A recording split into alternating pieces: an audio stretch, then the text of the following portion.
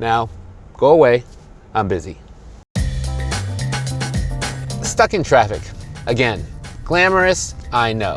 What I'm in today is perhaps the best thing to brave an LA commute in, whether you're driving or being driven, and that's the 2023 BMW i7. The i7 is BMW's first take on an electrified, full-size flagship luxury sedan. And what they've done is they've taken a 7 Series and basically ripped out the engine, put a big battery underneath me, and made it electric. The i7 has serious luxury and technology features and an opulent cabin. It's kind of like a first-class seat on an airplane, but even better. Today we're going to go over 4 different categories in the i7 that will either make or break a daily commute: comfort, cabin technology and features, safety technology, and of course my favorite, the wild card. Oh, and of course, there will also be snacks. Oh, no more snacks. What do you mean no more snacks? As you might expect in a $150,000 plus luxury sedan, things are quite comfortable. These seats are nicer than my bed at home and have a ridiculous number of adjustments, so it's really easy to find sort of a perfect driving position. Even the steering wheel here also has powered adjustments and has some really long telescoping range, so it's very easy to set up right where you want to drive, but then to also put the steering wheel in a place where it's very easy to see this very nice instrument cluster. As easy as it is to find a good driving position, setting it up can take some time because to get to many of the seat's different adjustments, you do have to go through the screen, and that will become a recurring theme in this video. Cabin materials in here are impeccable. There's just leather and wood everywhere. These two-tone seats are actually a combination of smoke white merino leather on top and then cashmere on the bottom. I can't even say that word normally. Cashmere. I mean, sitting in this cabin, I feel underdressed, and that's something weird to feel in a car. Climate control does a pretty good job of both heating and cooling down the cabin rather quickly. Though up front here, it's kind of weird. You don't get traditional air vents. They've actually been hidden behind this sort of ambient light bar. And to change the direction, you use these little kind of knobs here. So it can be a little bit difficult to get them pointed exactly where you want because you can't really see where the fans are. You don't get quite as much direct air blowing on you, but the fans do feel powerful enough. And again, the cabin changes temperature pretty quickly, as you'd expect in a luxury vehicle. Also, if you want a close event, you can't really do that normally either. You have to kind of go on this bar and there's this little green sort of light, and then you can go to 0 to turn them off and 1 to turn them on. I would just like a switch. Perhaps my favorite overall thing about the i7 is the ride quality. So this car actually has a camera that looks out in front of you and scans the road and prepares the suspension if there are any potholes or any other road imperfections, and then it just kind of glides over them. And with that big battery sitting down here giving this car a low center of gravity, it just feels super composed at all times. It's really so good. This is probably the best riding car that I've ever tested, and that helps keep the interior ultra quiet. This is basically a leather lined isolation chamber on wheels, so even though I'm on the freeway and all these things are happening or not really happening around me because I'm in traffic, I don't really notice. I'm just in my own little world. Our test vehicle also has the rear executive lounge seating option box checked, which means that as this front passenger seat moves up and out of the way, that back seat can recline nearly all the way. Actually, that sounds really good, so I'm gonna go ahead and hop back there while my producer / butler drives. Jeeves. Wait, what?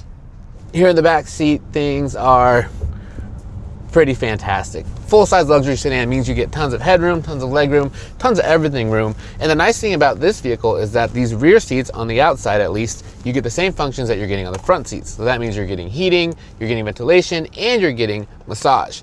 Now, as I mentioned, this seat is also nice because you can recline it all the way. So I've pushed the passenger seat all the way forward to give myself maximum room. And this seat is going to pull up this little rest here for my legs, a little footrest too, and I am in a state of great relaxation. Now on each door, you also get these little screens built in here, and these are how you can control all the back seat functions. So the seat functions, I can change it with the climate control, and of course I can control the audio system from back here as well. Now, this is actually kind of a better place to be in traffic because I'm not even driving, I'm being driven. And if I don't want to see it, I can even use this screen to close all of these sunshades. Must be nice. It's very nice. The i7 is a rolling technology powerhouse. So up front here, we have a pair of screens, a 12.3-inch one for the instrument cluster, a 14.9-inch touchscreen for the infotainment system, as well as a pretty large HUD, so lots of things for me to see up here. Spread throughout the cabin, there are charging ports galore, and there are even wireless chargers for your phone, both up front and for the back seat. Powering the system is BMW's iDrive 8, and that also comes along with wireless connectivity for both Android Auto and Apple CarPlay. Now, that's a common feature for cars to have these days, but what we particularly like about BMW's integration is that both of them take over this whole screen, and they look very big and beautiful. They make the icons really big and easy to press as well. And the other thing we like is that BMW mirrors the maps view from the screen to the instrument cluster. So a lot of other automakers, when they integrate Android Auto or Apple CarPlay, will just show you turn-by-turn directions, but Google will actually show you the whole map view here in the cluster, and that frees up the screen to also be used for other things. This system is very powerful, but in a car like this that's overflowing with features, it can be overwhelming. I mean, take a look at this. I hit the menu button and just look at all these different icons. Finding what you want can be really tough, and it also takes your eyes off the road for an extended period of time. And that's one of the big drawbacks of this system that we found. Like things that you would normally find maybe on a button on the steering wheel, you kind of have to dive into the screen to find. So for example, if I want to change the follow distance for the adaptive cruise control or turn on these ventilated seats, those are things I have to do through the screen, and in many other vehicles, it's just a simple button that you can press. What ends up being the system's saving grace is that the BMW's voice control system is so good. So beyond basic things like inputting a navigation destination or calling someone, it can also be used to control the vehicle's functions. So for example, if I want to turn on those ventilated seats, I can just go, "Hey BMW, turn on the front ventilated seats to 3. Okay, I will activate the seat cooling for the front seats.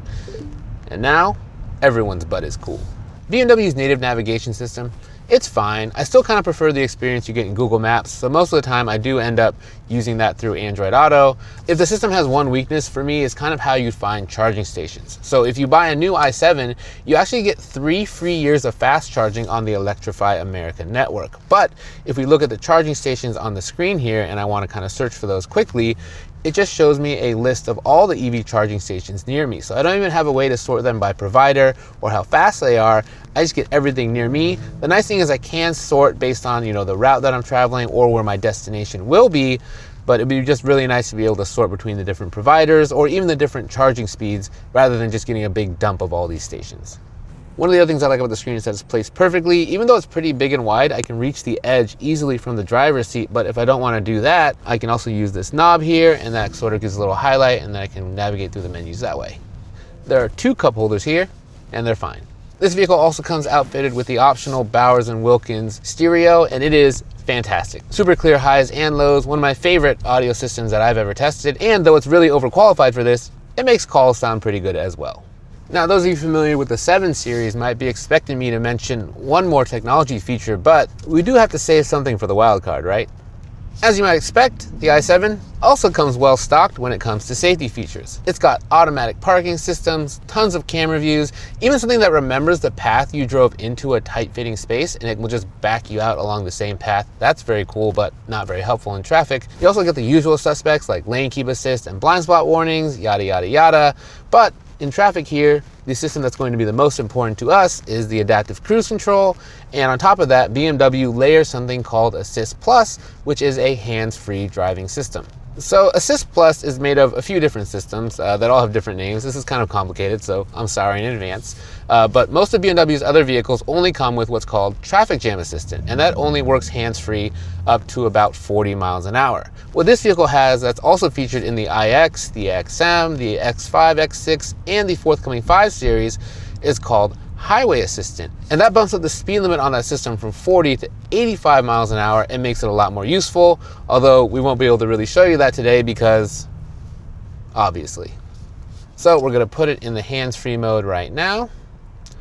There we go. I can tell it's on because we have these nice green lights on the steering wheel. I, of course, have to look at the road because the camera is watching me. Now, BMW says that this increase in speed is made possible by the use of highly precise navigation maps, more accurate location determination, and intelligent camera and radar sensors in conjunction with more powerful computer processing.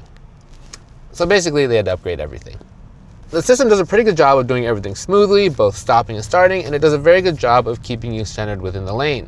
And one of the differences that we found between this system and the Blue Cruise system that we tested earlier in our long-term F-150 Lightning is that we get a lot less random shutoffs. So this system does a pretty good job of staying on. It's been on here for about the last 5 minutes or so without interruption, even as we went past an interchange.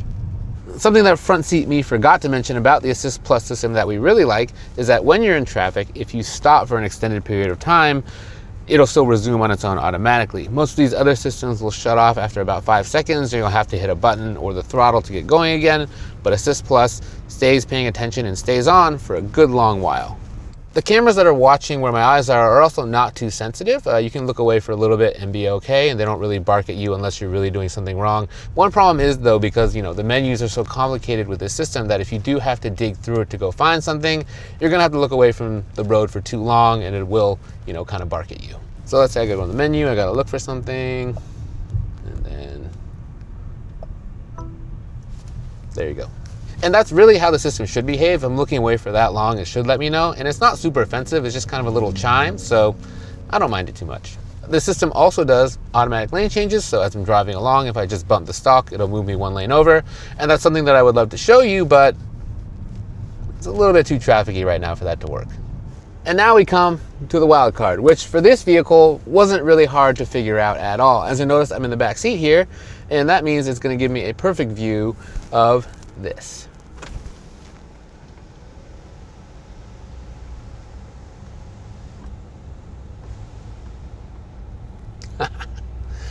This is what BMW calls a theater screen. This is a 31-inch 8K display that basically takes up the entire field of view here from the back seat. The screen is breathtakingly sharp, and it drops down from the ceiling like it's being lowered from a helicopter. It really makes for an immersive experience, and if you want to get even cozier back here, you can put up all the rear sunshades, and it sort of feels like you're in your own personal theater. The screen is powered by Amazon Fire, and it streams via a data connection, and you're going to have to pay for a data plan with BMW to use it. But there's also an HDMI port, so you can plug in a game console or a laptop to really use the screen. There's only one problem with that. The HDMI port is right here, so you're gonna have to run a cable up there from somewhere. Not a really elegant solution. They should have probably put that down here on the center console. The one drawback to the screen though is that the driver can't actually see anything out of the mirror anymore with this thing down. All you see is the back of the screen. So it's sort of a setup that would cries out for a rear view camera mirror, though surprisingly, BMW doesn't offer one. Now, go away, I'm busy. Now that we've covered most of the things that the i7 has to offer, it's time to see where it ends up on the soon-to-be famous Edmunds Traffic Hate-O-Meter. And I would say that the i7 makes me hate traffic a lot less, which at this price, it really should. If getting a massage on a cooled seat on a hot day while the car drives me down the 10 freeway doesn't make me hate traffic a lot less, then it's me. Hi, I'm the problem. Wait, so if I'm not driving, that means I can have snacks, right? Yeah, I think. Did we bring any? No. I can get you a Happy Meal. Happy Meal!